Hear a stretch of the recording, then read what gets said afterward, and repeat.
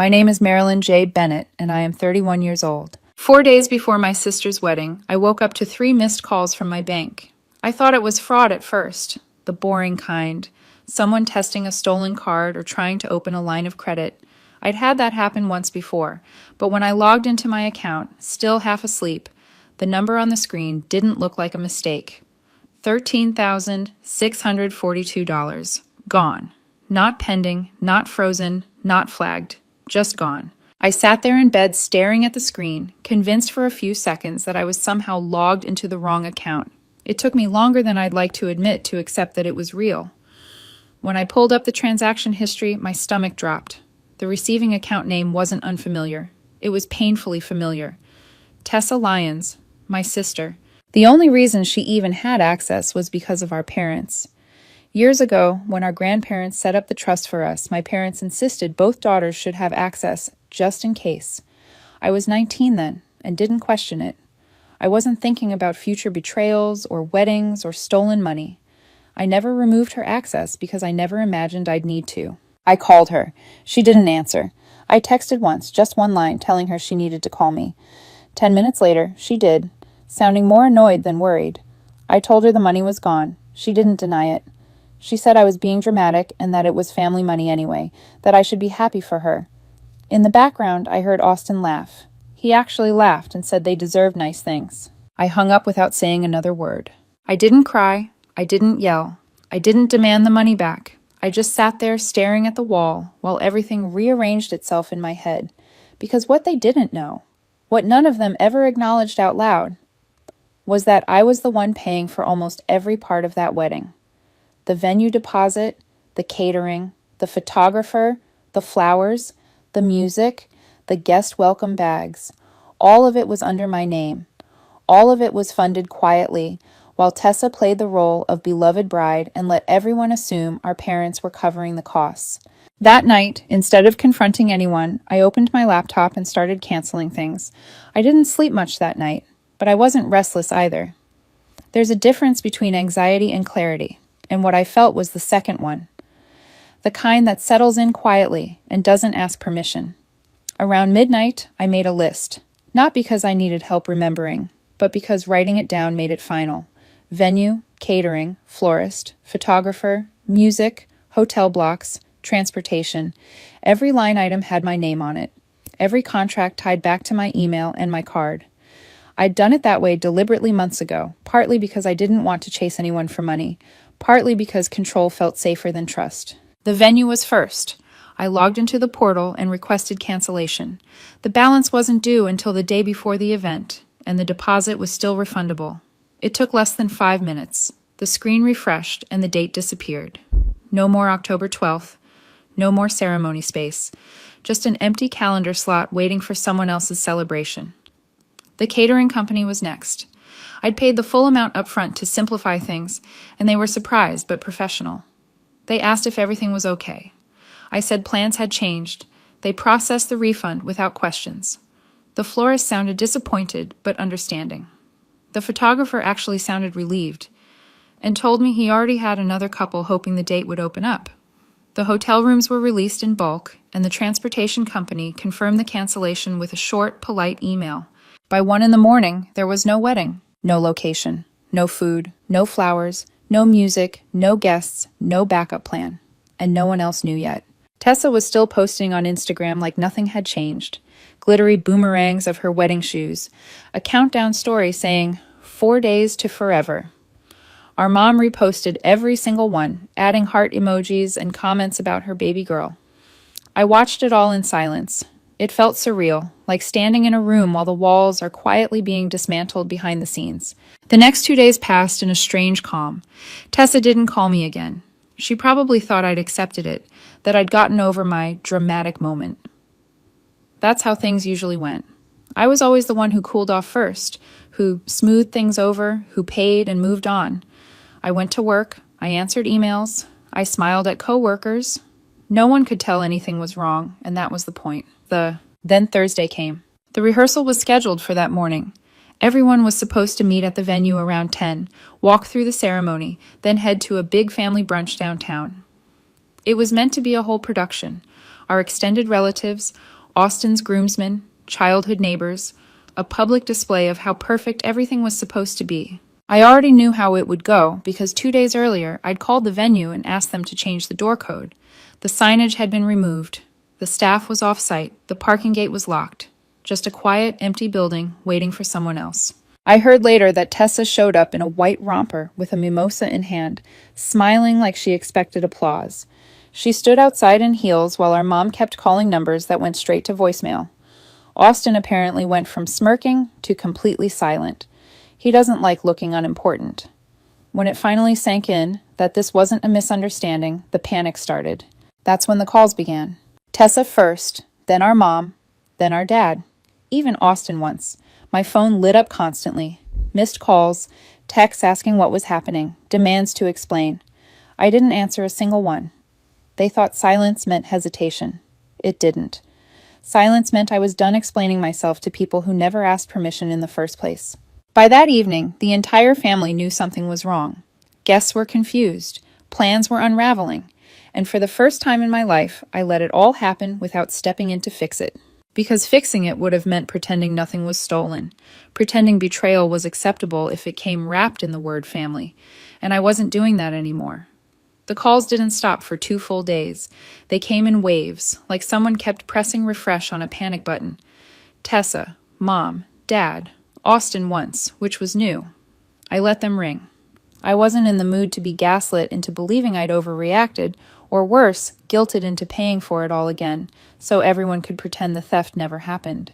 Silence made them uncomfortable, and I was done making myself uncomfortable so they could feel better. On the 3rd day, Mom showed up at my condo without warning. She used the emergency key, the one I forgot to take back years ago because I never imagined I'd need to protect myself from my own family. I walked into the kitchen and found her sitting at the table like she belonged there, purse neatly placed beside her chair, eyes already filled with rehearsed concern. She started talking before I could say a word. Tessa was devastated. The wedding was off track. Guests were confused. Vendors weren't answering. She kept using words like misunderstanding and overreaction, like repeating them might make them true. I waited. I kept waiting for her to ask me what happened, to ask why I was hurt, to ask if I was okay. She never did. Instead, she asked when I was going to fix it. Not if, when. That was when I asked her one question. Just one. Did you know she was going to take that money? She paused. Not long, just long enough to tell the truth without saying it out loud. Then she said they thought I'd be okay with it, because Tessa didn't have enough and the wedding was important. She said she's my sister, right, like that settled it. I didn't argue. I didn't raise my voice. I just stood there until she stopped talking and realized from my face that something fundamental had shifted. She left quietly after that, without a hug, without an apology. That night, Dad called. He tried a softer approach at first, said everyone was under a lot of stress, that Tessa didn't mean any harm. Then he added, almost like a joke, that Austin had offered to write me a check once they got back on their feet, as if that made it better, as if stealing first and offering repayment later counted as character. I didn't respond. I didn't need to. The next morning, I sent one message to our immediate family. Mom, Dad, Tessa, Austin, no emojis, no explanation. Let's meet at Grandma and Grandpa's tomorrow, noon. Our grandparents had been quiet through all of this. They're the ones who funded the original trust when we were teenagers. Old school values, earn what you keep. They loved us, but they didn't hand things out freely. Calling a meeting there meant something. It meant neutral ground. It meant Tessa wouldn't be able to spin the story. When I arrived, everyone was already there. Mom was pacing. Dad sat on the couch with his arms crossed. Austin wore sunglasses indoors like he was trying to hide. Tessa looked like she'd been crying, but no one was comforting her. She just sat there staring at the floor. Grandpa asked me to speak. I didn't raise my voice. I didn't dramatize it. I laid it out. Tessa took over $13,000 from a trust that didn't belong to her. Our parents knew and didn't stop her. I paid for every part of the wedding while everyone assumed it came from them. The wedding was canceled permanently. Tessa's access to the trust would be removed effective immediately. Austin finally took off his sunglasses like he wanted to argue, but even he knew better. Then Grandma did something none of us expected. She left the room and came back with a white envelope. She handed it to Tessa and said they'd planned to give it to her on her wedding day. Tessa opened it slowly, looked inside twice like something might magically appear. Then Grandma said, "If you want something in this life, you earn it. Not by stealing, not by lying, not by hiding behind other people's money." The room stayed silent. Austin stood up and left without saying a word. He didn't wait for Tessa, he just walked out. Mom tried to talk about rescheduling, about doing something smaller, about embarrassment in front of the neighbors. I didn't answer. I thanked my grandparents and left. It felt finished, but I knew the consequences were just beginning. The first 24 hours after the meeting were unnervingly quiet. No calls, no texts, no angry messages demanding I fix anything. It felt like the calm that settles after something breaks so completely that everyone needs time to decide which pieces are worth picking up. I didn't reach out either. I let the silence sit where it belonged. Then the unraveling started. The venue posted a simple thank you on Instagram for allowing them to release the October 12th date to another couple. It was tagged, public, impossible to miss. By noon, Tessa's profile was wiped clean. No countdowns, no dress fittings, no hashtag. Just one old photo of her and Austin on a boat, and a bio that read, "Taking time for myself." Our mom stopped reposting anything. Dad went quiet in the family group chat. People started asking questions. Extended family reached out first. A cousin in San Diego asked if it was true Tessa took the money. An aunt in Ohio wanted to know if she should cancel her flight. An old family friend messaged me privately to say she was sorry and that she'd always admired how I held things together. I didn't correct anyone publicly. I didn't defend myself. The truth was doing fine on its own. Vendors Tessa and Austin tried to rebook turned them down one by one. The venue was gone. The florist cited ethical concerns. The caterer said their calendar was suddenly full. I knew what that really meant. No one wanted to touch this again. Word travels fast when money and trust disappear at the same time. Then came the financial fallout. I heard through someone in Austin's circle that the joint account he and Tessa shared had closed abruptly. Apparently, he tried to put a deposit down on a rental property he'd been bragging about, only to find the balance wasn't there anymore. Without my money quietly padding everything, the numbers didn't work. He tried to borrow from a friend he'd already stiffed once. That friend said no. People remember. My parents tried again. Dad called and said family doesn't stay mad forever, that we should sit down and figure out how to heal. I told him this wasn't a grudge. It was a boundary. Mom sent a long email explaining they only wanted both daughters to feel supported, and that if they could go back, they'd do things differently. The tone was still wrong. More about embarrassment than betrayal. More about guests asking questions than the fact that their daughter stole from me. I didn't reply. Instead, I had the trust lawyer send formal letters. Tessa was officially removed. Safeguards were put in place. No one touches anything unless it comes through me. 3 days later, my grandparents invited me over for tea. They didn't lecture. They asked how I was holding up. I told them the truth. Tired, but clear-headed. Grandpa handed me a check for the full amount Tessa took and a little extra. I told him I didn't want it. He said I didn't let her take my future, and that mattered more than money, then told me to deposit it anyway in case she tried again. I did the next day, not because I needed it, but because I'd earned the right to protect myself. A week later, I got an email from HR. A formal complaint had been filed accusing me of unethical financial conduct. The sender was anonymous, but the attachments made it obvious who it was. Spliced screenshots, partial statements, my work email signature pasted into places it didn't belong. I work in finance. Reputation is everything. The irony was the evidence proved nothing. Compliance cleared it in 2 days and labeled it personal sabotage. My boss pulled me aside and asked if I was okay. That was the moment my anger turned cold. Tessa wasn't ashamed. She was retaliating. That Sunday, my grandparents hosted lunch. Everyone came. Tessa arrived looking composed, hair curled, white sweater, polite smile like nothing had happened. Austin wasn't there. Grandpa was quiet in a way that meant he knew something. After lunch, Grandma asked us to gather. She brought out a small box of family papers and opened it on the table. Inside were emails from Tessa sent the week before the wedding. She had asked Grandma for $15,000, claiming I'd promised to cover unexpected costs, and then backed out, that she needed to protect her dream. Grandma read her reply aloud. She had said no. She wrote that money should never come before honesty, and that if Tessa wanted a big wedding, she should wait until she could afford one herself. The date on the email matched the transfer date from my account. The room went silent.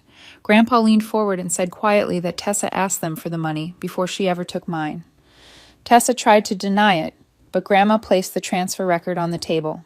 Even Mom didn't defend her. Then Grandpa revealed the second piece. Austin had contacted Dad earlier that week to recover a honeymoon deposit he claimed to have paid. Dad checked. The charge was on my credit card. Somehow Austin used saved payment info from a shared booking site from an old family trip. That was when everyone understood it wasn't just one theft, it was a pattern. Grandpa stood, retrieved another envelope, and handed it to me. Inside were documents showing the trust fully separated. My portion transferred to a new account under my name only. Tessa's access permanently revoked, with integrity clauses attached to anything she might receive in the future. Grandma said sometimes love needs distance to heal. Tessa stood up and left without a word. Mom started to follow her. Grandpa stopped her and said, "Let her go." That night, Tessa sent me one message. "You think you've won, but you'll see who people really believe." I didn't reply. By morning, Austin's cousin had posted screenshots of texts between Austin and Tessa arguing about who ruined everything. It spread fast. People saw the truth without me saying a word. The fallout didn't explode all at once. It seeped. It showed up in quiet shifts, in who stopped calling, in what went unsaid at family gatherings that never quite happened again. 2 weeks after the screenshots spread, the group chat went silent. My mom stopped posting inspirational quotes. My dad stopped pretending nothing was wrong. And Tessa moved back into their house without announcing it. No fiancé, no wedding, no apology, just the sound of someone who broke something expensive and expected someone else to clean it up. I started getting messages again, but not from Tessa, from my mother. Invitations framed as concern. Dinner, coffee, a voicemail saying she missed how things used to be. Not once did she say the words, "I'm sorry," or ask how it felt to wake up and see $13,000 gone. She talked about healing like it was a mutual responsibility instead of a consequence of betrayal. I didn't respond. Distance was the only thing that made sense. Then the letter came. A white envelope from a law office 3 towns over, no return address. I opened it at my kitchen counter while reheating soup. It was a request for voluntary mediation regarding reimbursement of wedding expenses. According to Tessa, I had offered to fund the wedding as a gift and then reneged after a personal disagreement. She wanted half the costs reimbursed, citing emotional and financial investment. The language was polished, detached, absurd. I read it twice, then put it in a drawer. The next morning I met with a new lawyer. Not the family one, someone I chose. We laid everything out. Receipts, contracts, refunds, screenshots, the trust statements. I sent one email after that, just one sentence, to Tessa and the attorney listed. If I receive another legal notice from you or anyone representing you, the next person you will hear from is a judge. There was no reply. 2 days later, my father showed up at my office without calling. He stood in the lobby holding a plain envelope, looking older than I remembered. My assistant thought he was a client. When I came out, he didn't argue or explain. He handed me the envelope and left. Inside was a handwritten note and a copy of the deed to my parents' house. Tessa's name had been removed. The note said they couldn't undo what happened, but they wouldn't let it keep happening, that I deserved better from them, and they finally saw it. I didn't call him back. I didn't know how to thank someone for doing the right thing years too late. That Sunday, my grandparents invited me over. Just me. No drama, no speeches, tea on the table, a manila folder waiting. Inside were updated documents showing the trust permanently separated, clean and final. No future access, no loopholes. Grandpa handed me another statement, a savings account I didn't know existed, quietly started years ago in my name. He said they'd seen enough to know I might need protection someday, even from family. We sat in silence, and for the first time, the weight of 15 years lifted without ceremony. As I was leaving, Grandma handed me an old photo, a piano recital from when I was 12. Tessa held a trophy. I held a certificate. She smiled. I looked like I wanted to disappear. Grandma said they saw more than they said back then, and now they were saying it. I checked Tessa's social media one last time that night. A blurry sunset, a caption about starting fresh, no wedding, no fiancé, no accountability. I unfollowed her. Then I blocked her. No message, no final word. Silence this time on my terms. A month passed. No reschedule, no apologies, no attempts to fix what couldn't be fixed. Tessa stayed at my parents' house, and even they stopped pretending everything was normal. I didn't see them. I didn't answer calls. And for once, they let me go. Then a message came from someone I didn't expect, Austin's mother. She asked if we could talk. I said no. She asked again, said she wasn't asking for him, just trying to understand what her son had been involved in. Against my better judgment, I answered the next day. What she told me reframed everything. Austin had been lying to both families for years. About money, about jobs, about debts. He told his mother I was obsessed, jealous, trying to sabotage their happiness. She believed him until she found texts on a shared tablet, messages he sent me early in their relationship, flirty, suggestive, asking to meet behind Tessa's back. I had shut him down every time. He never told Tessa that. When the wedding collapsed, he panicked and blamed me for everything. His mother thanked me for not getting involved with him when I had the chance and apologized for believing his version. I didn't hear from Tessa after that, not once. 3 weeks later, my grandparents hosted a quiet dinner. No speeches, no confrontation, just food and breathing room. At the end of the night, Grandpa handed me one final document. The trust was now permanently and legally closed to all parties except me. No revisions, no family votes, no future debates. It was mine. When I got home, I sat in the quiet of my living room and realized what had changed. I hadn't just gotten my money back, I got my voice back, my boundaries, my peace, a clean break from a cycle that taught me to tolerate too much for the sake of keeping things calm. Tessa never got a new wedding date. Austin disappeared. The story faded the way these things always do when there's no one left willing to lie about it, and I stopped being the person who cleaned up after everyone else. For the first time, the silence wasn't punishment. It was relief.